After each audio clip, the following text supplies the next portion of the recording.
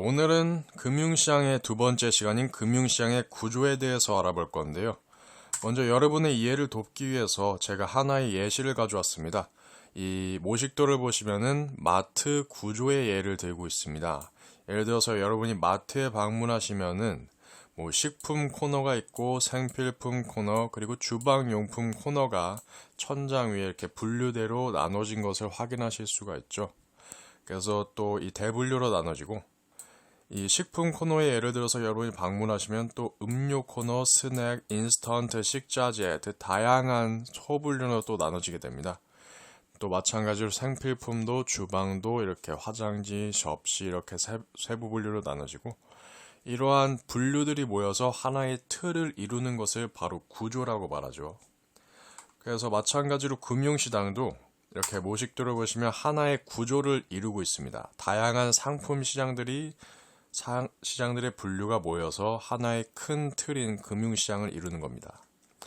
먼저 금융시장의 첫 번째 대분류는 바로 직접 금융시장과 간접 금융시장으로 나눠집니다. 그러면 이 직접 금융시장과 간접 금융시장이 어떠한 기준으로 나눠지는지 한번 살펴보겠습니다. 먼저 이 기준은 바로 금융시장에 참여하는 주체가 누구냐에 따라서 직접이냐 또는 간접이냐로 나눠집니다. 예를 들어서 내가 직접 내 돈을 가지고 투자를 하는 경우는 바로 직접 금융시장에 속합니다. 반대로 내 돈이 아닌 내 돈을 내가 투자하는 것이 아니라 예를 들면 다른 투자 전문가한테 맡겨서 투자하는 것을 바로 간접적으로 투자하는 것을 간접 금융시장이라고 합니다. 예를 들어 직접 금융시장 같은 경우는 주식시장을 예로 들 수가 있죠. 왜냐하면 내가 직접 내 돈을 가지고 주식을 매입하거나 또는 매도해서 수익을 창출하든지 손실을 보기 때문에 직접적인 내 투자가 이루어져서 직접 금융시장에 속한다고 할 수 있습니다. 근데 반대로 펀드 시장 같은 경우는 내가 직접 투자를 하는 것이 아니라 펀드 매니저에게 돈을 맡기고 그 사람이 내 돈을 가지고 투자를 하는 간접적인 방식이기 때문에 바로 간접 금융시장에 속합니다.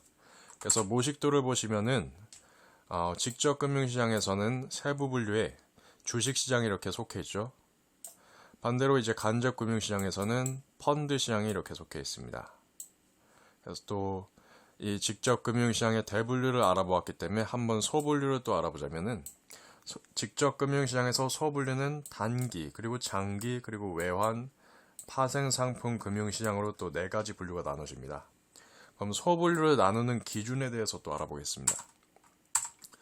이렇게 네 가지 소분류를 나누는 기준은 바로 금융수단의 성격이 무엇이냐에 따라서 나눠집니다. 우리가 첫 시간에 금융시장의 개념에 대해서 알아보았죠. 금융시장의 개념은 바로 금융수단을 통해서 자금의 수요자와 자금의 공급자가 서로 금융거래가 일어나는 시장이라고 알아보았습니다. 그리고 이 자금의 일어나기 위해서는 중간에 이 금융수단의 역할이 굉장히 중요하다는 걸 알아보았는데 이 금융수단에는 적금이나 펀드, 예금, 다양한 금융상품이 올 수 있어요.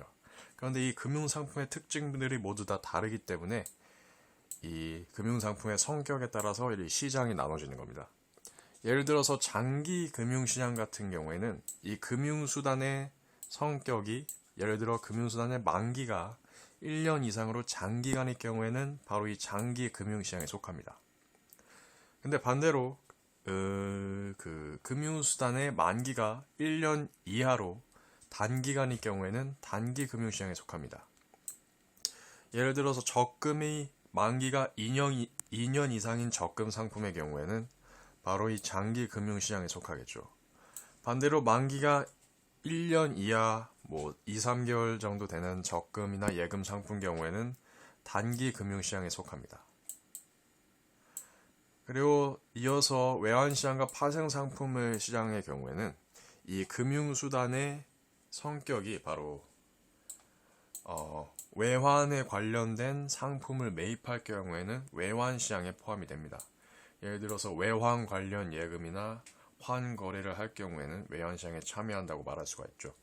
그리고 파생상품 시장의 경우에는 내가 선물이나 옵션 등의 파생 상품을 구입해서 투자를 할 경우, 그러한 금융수단을 이용해서 금융시장에 참여할 경우에는 파생 상품 시장에 참여한다고 볼 수 있습니다. 그래서 이렇게 모식도를 다시 한번 보시면은 단기 금융시장에는 콜시장 환매조건부, 양도성 매매 예금 증서, 기업어음 단기 사채시장 등 이 모든 금융수단의 특성들이 만기가 1년 이하로 매우 짧다는 특성이 있습니다. 그리고 장기 금융시장에서는 주식시장, 채권시장, 또 다양한 상품들이 있죠. 이 대부분의 주식과 채권은 장기적인 안목을 가지고 투자하기 때문에 1년 이상의 장기적 안목을 가지고 투자하기 때문에 장기 금융시장에 속한다고 볼 수 있습니다. 그래서 대부분 사람들이 이제 단타로 주식을 매매하는 경우가 많은데 그러한 경우는 본래 주식시장의 취지를 좀 어긋났다고 볼 수가 있는 거죠. 그래서 주식시장도 원래는 장기적인 1년 이상의 목표를 가지고 투자하는 경우가 바람직하다고 볼 수 있습니다. 그리고 외환시장의 경우는 아까 말했듯이 외환 관련 거래를 할 경우 외환시장에 참여한다고 할 수 있고, 파생상품 금융시장 같은 경우는 뭐 선물이나 옵션, 스왑, 다양한 파생상품에 투자할 경우에 파생상품 금융시장에 참여한다고 볼 수 있습니다. 그래서 파생상품에는 뭐 다양한 주식 관련 파생, 금리, 통화, 다양한 파생상품이 있기 때문에 이건 추후 따로 다뤄보도록 하겠습니다. 그래서 다음 시간에는 금융시장에서 직접 금융시장 그리고 단기 금융시장에 속한 콜 시장에 대해서 알아보도록 하겠습니다.